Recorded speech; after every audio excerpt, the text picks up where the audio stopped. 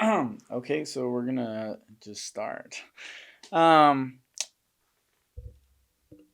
so we've already gone through 1 through 4, part 1 through 4. This is part 5, the final part. Um, I want to say this one's probably gonna be the longest, just because it's has to deal with alcohol. All the other drugs I'd kind of given up, because I'd kind of outgrown them. If anything, I guess that's the best way to say it. I had, like, I had given, in different parts, I had given scenarios of like why I gave up weed, for the most part, Molly, why I gave up Coke, because it's just like way too expensive, dude. Um, but I still drank a lot, but I always kind of had this rule where I would drink around people, like social settings, like parties, and I was always partying. I went to Austin, the University of Texas at Austin. Ooh, look at that! What? Oh, you can't see it, but it's there. I got my degree. So, anyways, Austin is a party school. If you didn't know, Austin, Texas, it's wild. It's a, what is it called? Keep Austin weird. So I would party. Um, I would go to a lot of little frat parties, when I was, I like my first couple years, and then as I kind of moved away from campus, my third and fourth year, I got very like, um, I don't want to say alcoholic, but I would go to parties a lot until I finally moved. I think my fourth year with like my stable friends, who they pretty much just drank wine, and I would party on my own without them. And so, but I would still drink a lot. Like I was always down in 6th Street partying, or going to, like, cuz I wasn't really, like, I don't know, you just don't do frat parties anymore. Like it's kind of, it gets old. Um so I would drink a lot. Like there was literally times where I would literally black out and wake up. My gosh, like there's times where I don't even remember how I got home. And then weirdly remembering like somebody picking me up and getting home. So like I don't know, dude. I Hopefully I don't ever remember that, cuz I don't know what happened. I do remember getting people's cars and like just getting home, and I remember times where I would wake up and my girlfriend would be there, or like I'd be at her place. I got kicked out of a freaking pizza place once because I got so drunk. Like I got banned. Like, you know how hard it is to get banned from a pizza joint in Austin? I was banned for life. Yeah, I think it was after like an AC, or not AC, it was a South by Southwest concert, and I got banned because we got super drunk. Super uncool. I mean, on my part, super uncool. But yeah, so I was like not a great role model at this point, and I was drinking a lot of like alcohol. Like I became bad. So, I kind of always lean towards alcohol because, it's considered like socially acceptable. Um, and I graduated from the university, and I started working for Sharon Williams, my big boy job, I guess. And when I was working there, I hated it, man. Like I hated it so much. So I would drink a lot, like any excuse. I would like drink with friends. Um, and then I started drinking a lot. Like I started drinking alone. But where it really started getting bad was, I remember going to a party. I think it was like, I mean, I had already done this a few times, but I had gone to parties, and I would like literally like start stealing their liquor. Cause I was not in it. I was like turning into a fiend, but with alcohol. And I went to this party, and it was like a Halloween party or something. And it's super uncool, dude. It's super uncool. I mean, it's super uncool what I did, but super uncool what this guy did. So I went to this guy's party. This guy's party is whack, but I mean, I don't know. It's still a costume party, and everybody there thinks they're like too cool for school. But this guy doesn't even enjoy his own party, and he leaves.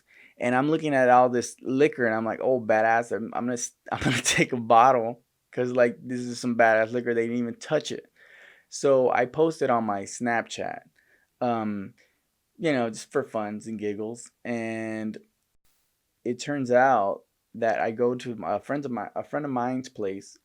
It's literally like it's just her and a friend, and I'm just like, oh, cool, I'll be there. I'll bring the liquor and we can drink. Cause like I said, I didn't like to drink. I mean, I would still drink alone, but I didn't like drinking alone. So I like drinking with people.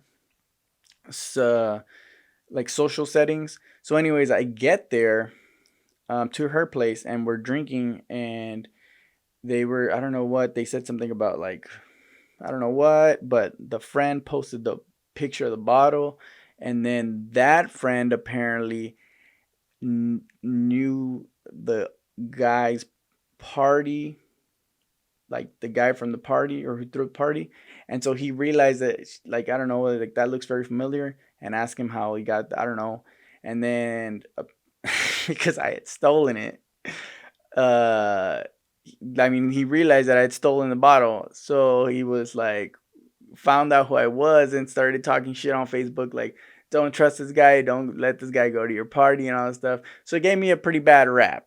That's what I'm saying. And also I was trying to smash with this girl at the same time and like she was feeling me at first, but then she found out about this and was not feeling me.